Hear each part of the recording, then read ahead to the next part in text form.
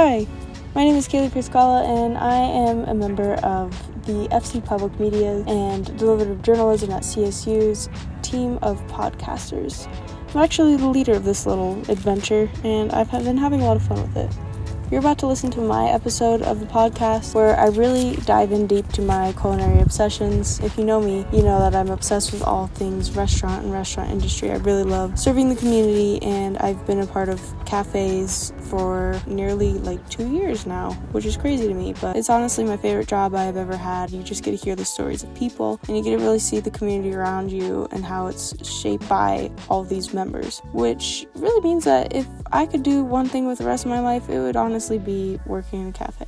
Wish I made more money, but it doesn't. So instead, I'll find the stories in the community around me, like the story of Foco Cafe. I know, going right back to the cafes, but hear me out. This one's really special.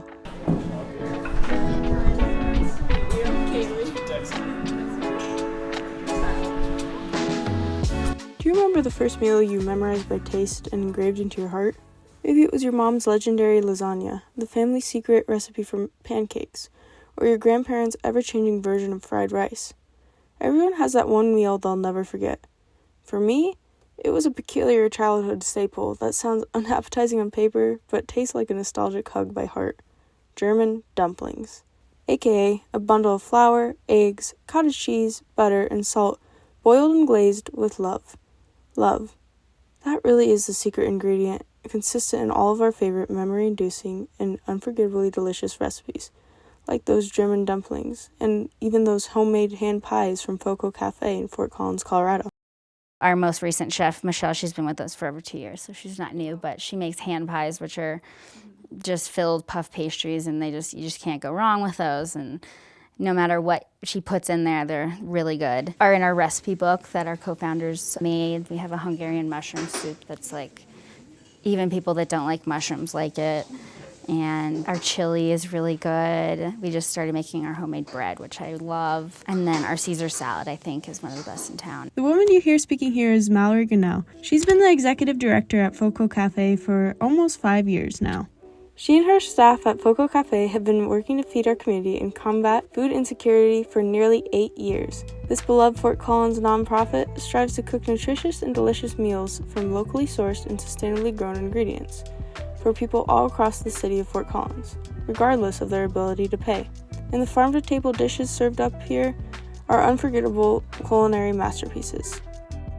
Mallory's favorite meal at the cafe are those previously mentioned menu staples, the hand pies. The significance of this community cafe spans way more than its culinary masterpieces and food bank status. You see, when you first walk into the cafe, you are instantly greeted by a contagious smile standing behind a donation box. And this is a comforting juxtaposition to the more common image of a waitress hovering over that cash register.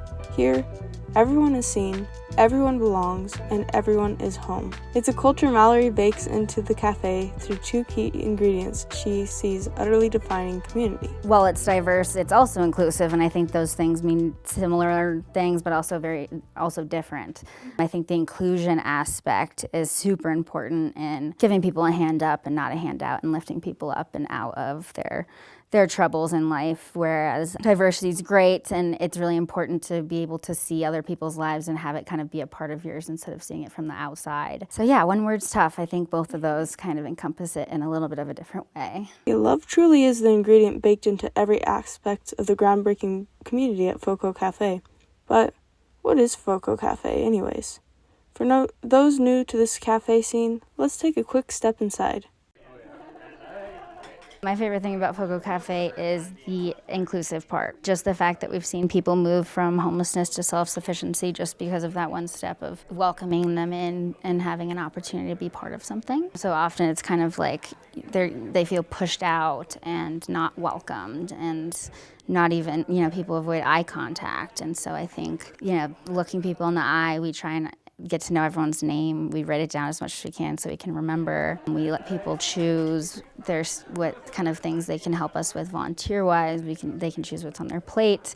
We really want people to feel seen, and when that happens, people really start to gain a sense of self-autonomy and that they do have meaningful things to offer to others, and that they don't just need handouts in order to get by, but that they can really build skills or help someone else in need, even if they're in need themselves, I think is just the most beautiful thing. And you don't see it really that often, because so often, I mean, just the traditional models have been, the giver and the receiver, and I think, you can be both.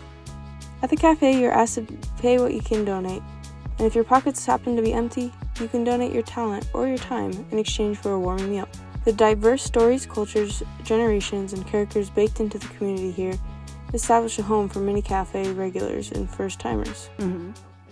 That's a big theme. If you go on Google, you see theme of soup and things like that, and the atmosphere and the feels like grandma's house and really just feels like a family setting is definitely a theme, which is cool. For this series, we are really trying to define what it means to be a leader and define leadership as a whole. As someone completely entranced by the culinary universe and the ability to serve others through the restaurant industry, Foco Cafe really stands out to me as a community leader. From the second I walked in through the doors here, I felt home. I felt comforted, and I felt as though I belonged among a crowd of smiling, unfamiliar faces. I slowly got to know Mallory and the wonderful things that she has accomplished in her life. From serving in South Africa as a social worker, Thailand as a teacher, and a community server through her career, I discovered why Foco Cafe is so special. It's the story of the people that work here, like Mallory, the leaders shaping the community. Your accomplishments and my utter curiosity led me to this next question. How would you define a leader?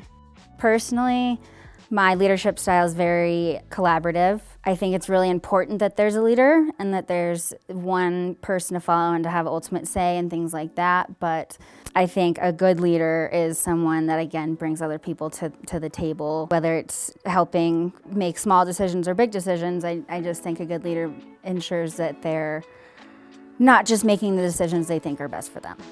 The Foco Cafe is so community built and driven that, most of the things that are going on there are not things that I thought of. If I were the kind of leader to be, kind of stuck in my ways, thinking that my way is the right way or the highway, we wouldn't be who we are. I think that's like one of the coolest parts about the cafe and our community in general. I think we are pretty close-knit as a community, especially the smaller community within Foco Cafe. And there's been days and months and years and times that we wouldn't have made it that day, or we wouldn't still be here that month if it weren't for one person or, a small group of people that are outside our paid staff. Having those community members that really can kind of have that ownership over the cafe and really understand that we're only here because the whole community helps support us, and it's not just that we're running to support the community.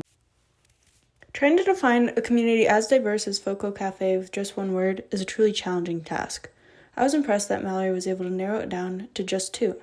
And when I asked her about her leadership style at the cafe, she really came back to two people in her life that led her to where she is today, the leaders that shaped her leadership style. Has that always been your definition of leadership, or did you learn the style from your experiences and other leaders who have led you to becoming a member at Foco Cafe and to coming back to Fort Collins? When I studied abroad in South Africa, I studied for sustainable community engagement. Specifically international workers, but social workers, aid workers coming into a community and thinking that they can implement something to help those people, whether it's access to water and building them a well or a school, and then, doing so without having the people most affected by the problem at the table of decision making. So at the end of the day, the projects don't tend to work out well because the community didn't actually end up having a say in it and actually thinking that was the best solution for their problem. I thought that was really interesting, and in the social work field you learn about social justice and just discrimination and institutional discrimination and things like that, and just knowing that there's the whole thing about old white men running the country, and really making sure that, if we're trying to fight homelessness or racial inequality or whatever it might be, that those people are very much part of the solution. So I definitely use that in the work I do at the cafe. We utilize the community's input very heavily. We are built by and for the community. So at the end of the day, the community's interest is our interest. I met a friend in the program while I was out there, and we became really close. We actually moved to Thailand together. In between getting my bachelor's and my master's, we taught English together in Thailand. So that was really special, just meeting. She was from Alabama, and we just lived in South Africa together for a little bit and stayed connected, and then moved to Thailand together and kind of traveled the world a little bit. So she is obviously super important and close to me in my life and why I am where I am. And then the teacher that we had for our social work project, we went out into a township and we provided services for a day school for kids that had nowhere else to go during the day that would tend to start doing drugs and drinking and stuff really, really early, because that was just all that was like around. The teacher was just such a special guy. I mean, anyone would say so. He was just kind of like, he was very spiritual and knowledgeable, and he had a huge heart and had been through a lot and just had a great outlook on life, and didn't get paid a cent for all the work he did with the kids. And he was just, one of those people that you're like, how are people so good, you know? So, yeah, definitely a little bit. Yeah. Stephanie's, we're very different. So when we taught together, we learned each other's different styles of dealing with conflict and things like that. She has a very strong personality, and I am kind of on the other end of the spectrum. So, yeah, she's kind of given me the oomph I need to feel confident in putting my foot down when I need to, and things like that. And then Grant, I think the teacher is just, kind of reminds me to give grace wherever I can. So Mallory, as a deliberative journalist, I have to ask, what's the story behind Foco Cafe that you wish people heard? The subtle notes of the community that you think often go unrecognized by media and newcomers? That's an interesting question, because the answer is probably going to be not what you typically expect. Been around for 8 years with our restaurant on Thanksgiving Day and 10 years as a nonprofit.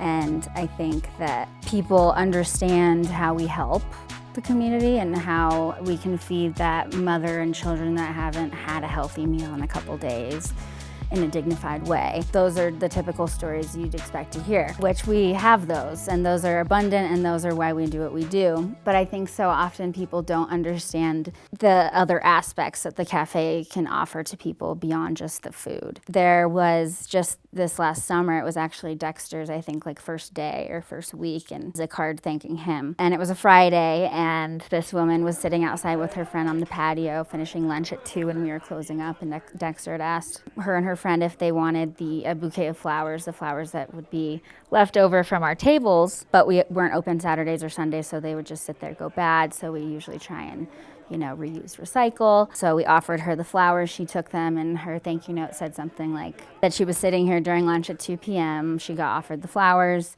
She walked home feeling something like a beauty queen. She had just been through a particularly grueling divorce that left her strapped for cash, so she never thought to buy herself flowers. And so she just wanted to let us know that small act of kindness, that giving someone some flowers made her week. It was all just because of the community at the cafe, and it is about the food, but it's really what happens when the food just brings people together in this space that bridges the traditional social barriers and allows people to just feel seen and heard and appreciated. So those stories really just kind of, I think, reiterate to everyone that it is a place for everyone, that you don't have to be hungry and in need and not have cash. You can be anyone and still, get something out of it. The Dexter Mallory is referring to here is Dexter Beasley. He's been an employee at Foco Cafe for about a year. He currently works as the Assistant Operations Manager. The little acts of kindness he highlights to foster genuine human connection further season the community with prominent notes of diversity and inclusion. Sorry about the audio here. Dexter felt most comfortable in the cafe, so for his interview, we sat down there, and there's a few loud noises and characters in the background, but I think it just adds to the character of it all. My favorite thing about the community is that I am being exposed to people who I might not otherwise be exposed to, and diversity of viewpoints and experiences that I can learn from myself, and also just kind of learn more and more how to approach individuals with different backgrounds than myself. Some of the deeper connections I've made have been around topics of mental health or substance use, and people just feeling comfortable sharing their experiences with me. And I think it helps them feeling like they have somebody to talk to who's not making judgments, who's there to listen and to chime in here and there, but mostly just to hear what people have to say. I try and remember every name and face I can in here. And I've done a pretty good job. Most of our regulars I've got down, and then even a few people who have only been in here once or twice I've tried to remember as well. That's really cool. Dexter is a leader himself. He leads through collaboration, love, and celebration of the little acts of kindness that define humanity. It's a story that he's really developed here at the Foco Cafe, and something he's learned a lot about from Mallory. He seeks to know every name behind the faces that frequent here, and takes the time to genuinely learn the stories of the community around him. Who is someone that you've met at Foco Cafe that you know will be in your life forever? You'll never forget them. The obvious answer for me is Kathleen Baumgartner, the co-founder, and Jeff Baumgartner, the other co-founder. They're the ones that kind of took me under their wing and taught me everything I know. They have a very special place in my heart because of that relationship that we built over the year and a half that I was there, and then obviously just feeling supported and believed in and stuff by them was really awesome. So definitely them, but there's a couple other ones. I mean, we have some regulars that come almost every day, or you'll see them once a month or whatever it is. One of them is Lyle. He is a Native American, and he has invited me to sweat lodges and really awesome experiences. And there's been staff that I've had previously that I've grown really close with that I still am connected to, and you definitely build kind of a second family there, whether you like it or not, especially with how much time I spend there. So yeah, there's a lot of friendly, familiar, and faces that I feel I'll see for a long time coming. So, Mallory, what's on the table for Foco Cafe in the future? What are your guys' plans for next year? We are also trying to start breakfast soon next year, and I think we'll be doing breakfast hand pies, which will be super fun. So right now, our biggest thing is that we just need people in the door after COVID. We're serving about half the people we need to be, and we're trying to get more people in our door, yet we're only open for 3 hours. So we're working to, again, work on getting breakfast going so that we can meet some more community needs and hopefully get some more people in the door. So the biggest way to support the cafe is just coming for lunch and bringing a friend, Okay, what about the events you guys have on the menu? What can we come and support you at? Thanksgiving is our biggest one. The week before Thanksgiving, it's called Bon Appetit Week in downtown. So we're matching our anniversary celebration with Bon Appetit Week. So that actually starts on Saturday. And so we'll have some honey meatballs and veggies and rice, which we don't usually have that kind of entree. And then we'll have tie-dye cake pops, because that's kind of our color theme, cafe is kind of tie-dye. So we have some specials for that, and we'll just be doing some highlights of how far we've come and things we've accomplished. And then Thanksgiving, we're really just kind of focusing on Thanksgiving, even though that day is our actual anniversary. Our busiest fundraiser of the year is Color Gives Day, which is December 6th. We have a party at Odell, which we have our silent auction for. It's from 7 to 9 p.m. on December 6th, and all day that day, it's an online giving campaign in Colorado to give where you live, and we try and raise about $30,000 to pay our rent for the entire following year in one day, which is a huge goal. We did reach our goal last year, which was $28,000. We actually raised 13 months of rent last year, which was really, really cool. So that's huge. That's huge for us. Our big time of year is the giving season, holiday season. So throughout the year, we don't have a bunch of fundraisers. So at the end of the year, we kind of have this big oomph. And our bank account flops because we've been spending money and now we're making it all back and things like that. And so, yeah, it's a super important day for us. The silent auction is huge. So any donations we can get for baskets and stuff is really helpful. And then we do if you donate $20 or more through the Color Gives website, it gets matched. And then if you show your receipt at Odell's, you get 2 free beers, unlimited food, silent auction access, there's live music. And then next year, we're switching up our menu a little bit. We're adding breakfast. We're gonna change our branding a little bit and add some different signs to the building to be a little bit more visible. And then we're doing a big individual donation campaign in the early part of the year. So we'll be super busy in the spring with some changes, but all just kind of general changes. How can people become leaders in this community and support your work? Come to our fundraisers, or like I said earlier, literally one of the best ways to support the cafe is coming for lunch and bringing a friend, or like telling friends to go, or becoming sustaining members, which are the monthly donors, is huge. We have about 100 right now, and our goal is going to be to have at least 200 by the end of next time we do it in the spring. And that just ensures that that pot of money can cover our rent or our utilities or our food costs for that month, because as you might imagine, donations every day for meals are like completely not. There's no trend or rhyme or reason. A sprig of thyme, the aroma of freshly baked hand pies, and hundreds of smiling faces on a daily. With an overheaping cup of love gathered by the selfless leader Mallory Granua, this is what makes the community at Foco Cafe so special and such a leader to Fort Collins. It's a community in itself that is an unforgettable, nostalgic recipe shaping the city.